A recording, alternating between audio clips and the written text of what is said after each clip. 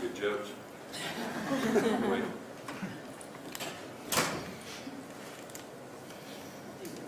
Oh, yeah. I understand.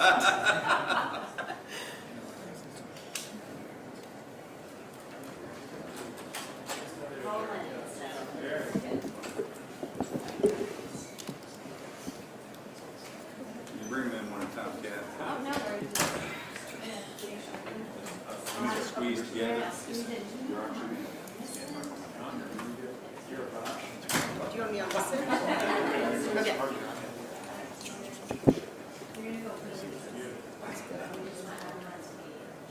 Hold on.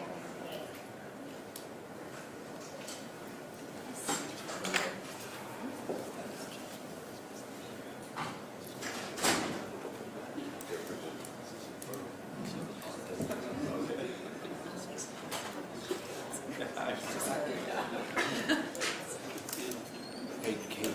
Okay.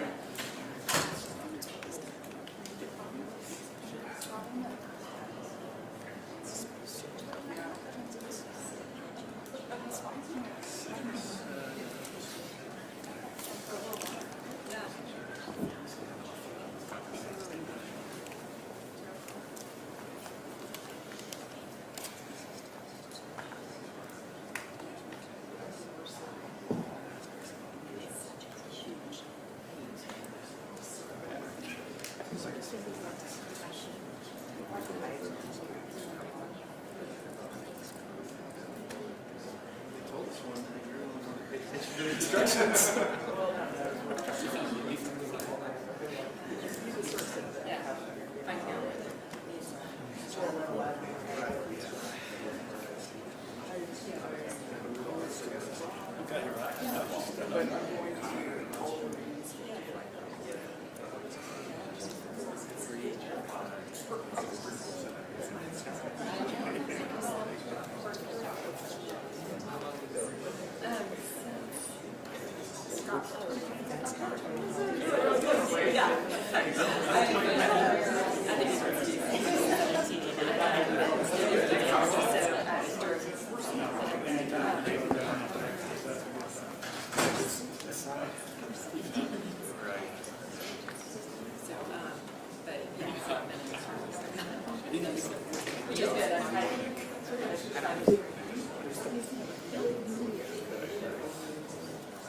Yeah, I'm sure we're all going to be moving around.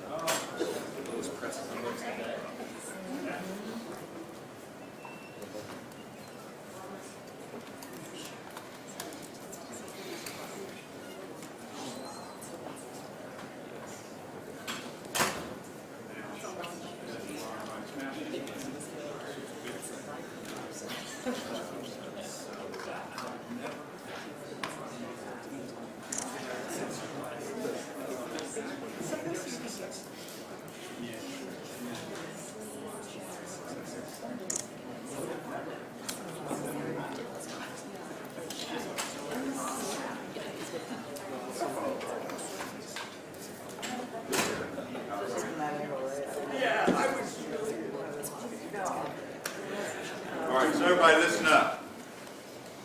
We have a minute to spare. There's this young man, it's about rural health. There's this young man, gets involved in an automobile accident, loses his left arm.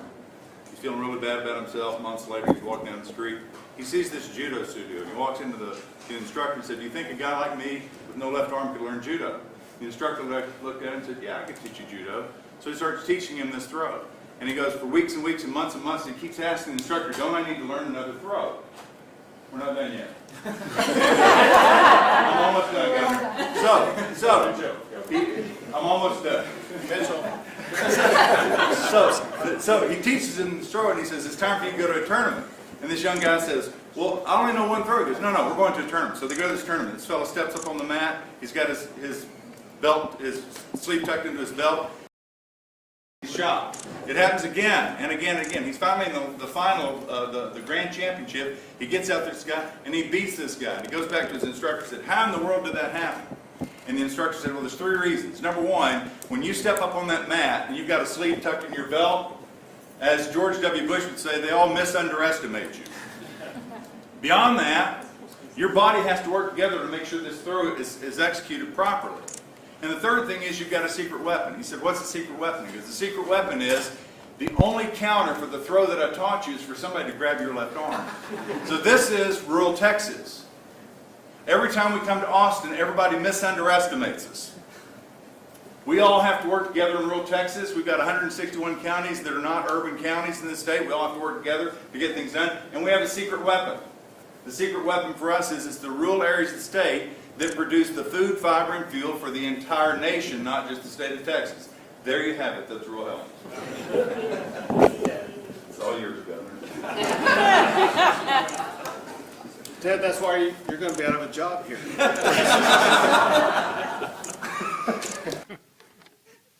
I think y'all know what I'm talking about, right?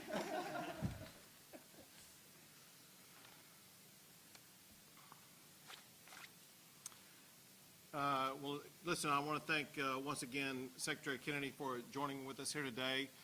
Different topic today than it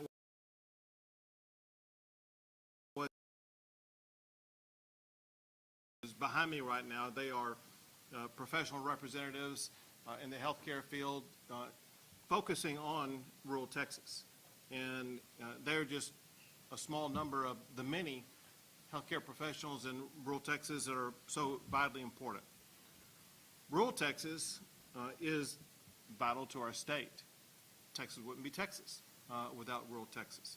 And I do want to start this like I did in our meeting earlier, and that's by remembering a part of rural Texas that was just decimated last month, and that is in Kerr County, an area that we have representatives in today working on economic development to get the small businesses back up and running. But a key thing that Kerr County was involved in was in providing health care in one of the darkest moments, one of the most challenging moments they ever had to deal with. But they did it very successfully. They did it because they were prepared to do so. Our goal has to be to ensure that every corner of our state is going to be prepared to respond to the health care needs of their community, however unique they are. The rural parts of the state represent the majority of the state, definitely geographically. More than 190 counties are categorized as rural in this state. In those more than 190 counties, we have more than 6 million Texans. Texans who have health care needs just like everybody else in the entire state of Texas. We have an obligation to ensure that those communities are going to be able to succeed, and an essential component of those communities being able to succeed is having access to health care. We had the opportunity before coming in here to talk about some of their needs, and actually talked about some of the ways that we have addressed those needs over the past 2 sessions. This past session, Texas provided more than $300 million to address the needs of health care in rural Texas. Over the past 2 sessions, we provided almost $500 million to address mental health care needs in rural Texas. Both to address those needs in the rural setting that's different than what you may find in Harris County or Dallas County. Very importantly, because of what President Trump and his administration did in the One Big Beautiful Bill, it provides $50 billion to focus on rural health care. Texas is going to get $100 million a year for 5 years, $500 million as let's say a guaranteed tranche, and then Texas will compete for parts of the remaining $25 billion. This money is truly going to transform what is going on in the delivery of health care in the rural settings. In Texas, we're going to focus that funding on women who are pregnant or recently gave birth, children, seniors, and uninsured Texans. But also, we're going to be looking for the correct strategies that are seeking to achieve not only what's needed in rural Texas, but the strategies that are demanded by the administration for the funding. We covered some of those in our meeting earlier that I'll just recount some of them to you. One is to expand and improve the delivery of telehealth, especially behavioral telehealth, to the rural regions. This is so important and just makes sense, and now we have the capability with the advanced technology as well as artificial intelligence where you can be in one of the tiniest little towns in the state of Texas and have access to some of the best behavioral health doctors in the large medical centers in Houston or Dallas or elsewhere. Along those lines, there's other ways in which we can implement both technology as well as artificial intelligence to really accelerate and advance and improve the provision of health care in rural settings. An issue that's, I will call a chronic issue for rural health care, and that is staffing. There's pay-based issues, attracting the appropriate medical providers, whether it be doctors, nurses, things like that. We will be using this money to work on staffing issues, but it has to be done in ways that will lead to permanent solutions that will be lasting and enduring past the expiration of the funding that's going to be provided here. And another thing talked about was doubling down on primary care in the rural setting, focusing on helping to ensure that those in rural settings will have the same access as those in the urban settings to be able to prevent getting ill or being subject to diseases that they need that care for. Someone who is leading this charge more so than anybody I've ever seen it seems to be his life's work and his life's passion, and that is Secretary Kennedy. And you'll see when you hear him what his passion truly is for this. And because of his drive, because of his vision, he's helping the entire country to be healthier, knowing full well that we will be incomplete as a healthy country, incomplete as a healthy state, if we do not prioritize our rural communities. And so I want to thank Secretary Kennedy as well as President Trump for helping to prioritize the vast rural regions of our state to ensure that health care in those regions is going to improve. Thank you, Secretary Kennedy. Thank you very much, Governor Abbott. I would add to that one of President Trump's primary passions are the rural areas of this country. These are the areas that he won overwhelmingly because he was communicating his understandings of their importance and their needs. And you just heard this very erudite description of how rural areas, particularly in Texas, provide the food, the fiber, the energy that we use throughout our country. President Trump also understands that there's a cultural importance to us preserving the rural areas of the country. This is the source of our values, our virtues, our character as a people who came from the small towns, from the rural areas.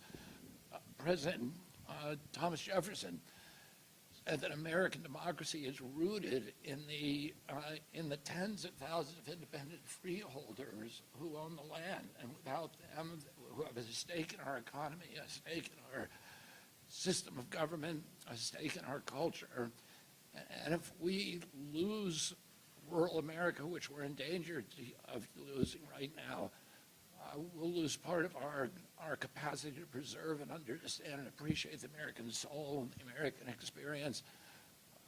Rural America is in crisis, and the rural hospitals are absolutely critical for them surviving these crises. These institutions are not just medical providers. In most cases, they're the single largest employer in those areas.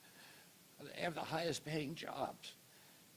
And when they lose them, as we talked about before, it's not just the hospital that closes, it's the pharmacy that closes, it's the stores that close, and the community collapses. So we have to, and President Trump understands this, preserve these rural hospitals, and they were closing at an epidemic rate.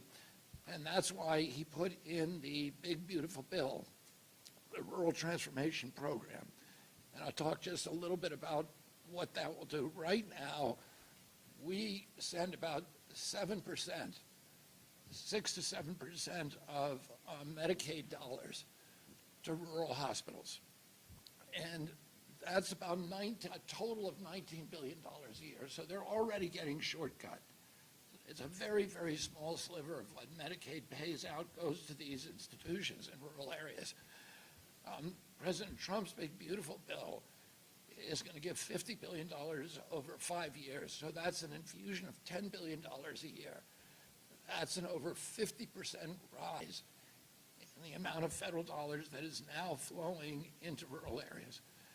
Oh, this bill has the capacity to save these rural hospitals, to give them a chance to stabilize themselves, to right the ship, and then to adopt innovation and workforce changes so that they can survive for the decades into the future.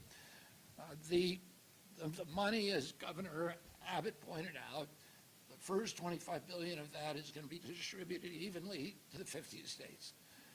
The second $25 billion is going to be distributed based upon a number of metrics, but particularly the quality of the applications.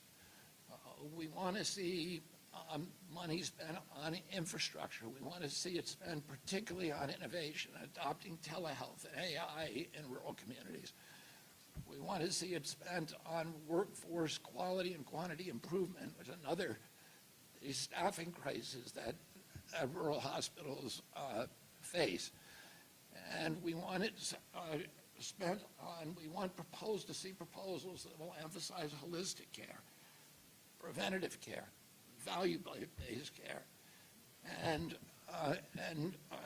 physical health, exercise, food, these kind of things, and rebuilding the infrastructure of these facilities so that they can last for generations. The applications are coming out, the deadline is coming very, very quickly.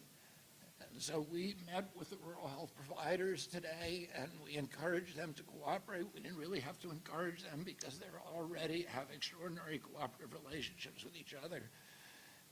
They came up during our meeting with a series of ideas that every one of them, from a personal point of view, I wanted to fund. As they're the kind of ideas that could propagate and spread, and that were very, very thoughtfully crafted, and we'd like to see those kind of things adopted throughout the country. I think you have an extraordinary quality of leadership in these rural health care in this state, and I'm very confident that the application is going to be a stellar one. One of the things that I talked about with Governor Abbott is that part of the score is going to be how well the state has done at adopting kind of the MAHA legislation. And Texas now leads the country, so I think they're going to do very, very well in their application. The decisions will be made by December 1st. We will evaluate all the applications, and then the money will be distributed starting in January. And so I've encouraged Governor Abbott and these wonderful leaders behind me to work as hard as they can to come up with the most innovative solutions. I want to say one other thing that is going to benefit rural hospitals in this country. President Trump has signed an executive order that requires, when we at HHS or the other federal agencies want to adopt a new regulation, we first have to get rid of 10 existing regulations. And the rural hospitals are very, very badly overregulated, and it's one of the reasons they have very high costs. We've encouraged the people in this room to provide us regulations that are impediments to them providing good care to their patients, and we will do everything we can to get rid of those regulations, to untie their hands, to allow innovation to flourish, to turn every county in Texas into a laboratory for healthcare innovation. And let's get in the AI and the telehealth and all of these entrepreneurial changes that we can have when you have such a a brilliant, thoughtful, and imaginative leadership in the state. Thank you. Thank you very much. We'll take a few questions. Secretary Kennedy, thank you for being here. How can you ensure that the CDC can continue to operate effectively in light of these recent resignations? Oh, if I could just say one thing, I know he'll be happy to answer that in a second. If we could stay on topic first. Thank you for not wasting any time getting off topic. Let's, I know, we're going to come back to you. But Secretary, can I have a question for both you and the Secretary? What do you say, you're talking about a December 1st deadline, what do you say to the pregnant woman in Fayette County right now, or the cancer patient in Llano County right now, about keeping their health care options available? Well, I think the big beautiful bill, the money, that's why we want to get money out the door as quickly as possible. This is an unprecedented fast pace. And the reason that we're addressing this with such rapidity, which puts a huge burden on my agency and the federal government to make these decisions, is because we understand the dire need that people in rural areas are now suffering, and we want to get them that money as quickly as we can. Also, in the legislation that we signed in the regular session, there was about $300 million that went to address healthcare needs like that in rural regions in the state of Texas. Secretary, I have a question for you. So you talked about telehealth being a solution for families in rural communities, but as you know, many areas in Texas are designated behavioral health workforce shortage area. And so while you're saying telehealth is a solution, if you don't have the staffing across the state to address the needs of families, where do we go from here? How are we going to address the staffing issues to make sure that families in crisis can connect with someone using through telehealth? And is there a plan in place to sustain a 90-day crisis lifeline so that people can have a direct source of support? I'm a journalist and a faculty member, so it's important to me to know that that resource follows all the way through to a person in need. Sure. So we can both try that. So for one, you're mentioning a couple of things. One is the availability of telehealth. We realize that's possible in some ways, not possible in other ways. We've got to find ways to expand that. Staffing is another crisis point issue that we're working to address, whether it be on mental health related issues or non-mental health based issues. But it's, through the telehealth, that's one way in which we can actually expand access to staffing without them being there in person, but through the telehealth approach. Two more questions. All right. Secretary Kennedy, that's Karen Paul with CBS News. Thanks for being with us today. My question is, in speaking of rural Texas, we know places like Uvalde have experienced one of the worst mass shootings in history. The CDC has previously been responsible for studying gun violence. A lot of those programs have been cut now. Would you still consider gun violence a public health crisis? And who's going to be... I certainly consider mass shootings a health crisis, and we are doing for the first time real studies to find out what the etiology of that is. And we're looking for the first time at psychiatric drugs. You know, these kind of mass shooting, people have had guns in this country forever. When I was a kid, we had shooting clubs at our school. People, kids, my classmates, other people, would bring a .22 rifle with their guns to school and park it in the parking lot. Nobody was shooting. So there's never been a time in America, in the history of humanity, and people walked into a crowd, into a church or a movie theater or a school or a crowd of strangers and just started randomly shooting. It's happening in our country. It's not happening around the world. And there are many other countries that have comparable levels of guns that we have in this country. We had comparable levels in the 40s, 50s, and 60s, and people weren't doing that. Something changed, and it dramatically changed human behavior. And one of the culprits we need to examine is whether the fact that we are the most over-medicated nation in the world, and that a lot of those are psychiatric drugs that have black box warnings on them that warn of suicidal and homicidal ideation. So we are doing those studies right now for the first time, and we will have an answer. Last question. Hold a second. He opened with that. He gets to go back to it. Thank you, Governor. my question was, in light of the recent resignations of the CDC, how are you ensuring that that agency is able to do its job effectively? I would say this, that first of all, I will confirm that we let go Susan Menares yesterday. I'm not going to talk about personnel issues, but the CDC is an agency that is very troubled for a very long time, and anybody who lived through the COVID pandemic and saw all of these bizarre recommendations that were not science-based, all the misinformation, understands that the CDC has on its website today that among the top 10 medical innovations, greatest medical accomplishments in history was abortion. This is one of the greatest medical accomplishments because it keeps small families. Go to the website and look at it. Fluoridation, giving kids a toxin, and vaccines. So there's a lot of trouble at CDC, and it's going to require getting rid of some people over the long term in order for us to change the institutional culture and bring back pride and self-esteem and make that agency the stellar agency that it's always been.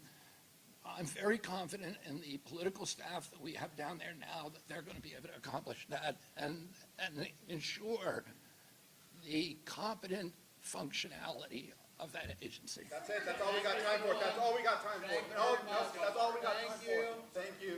Thank you, guys.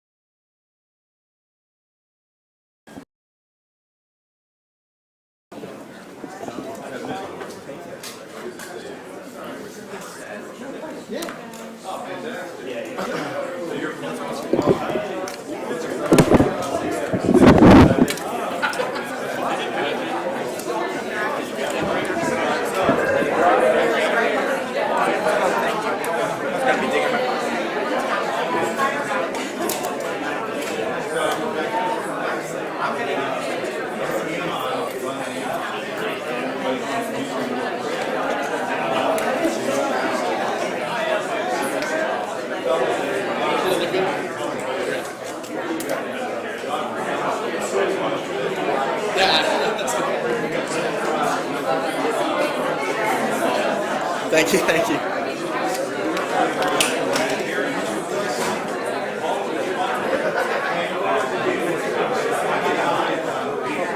Do you know where we are? Yeah, put it on Sunday. Are we We're live.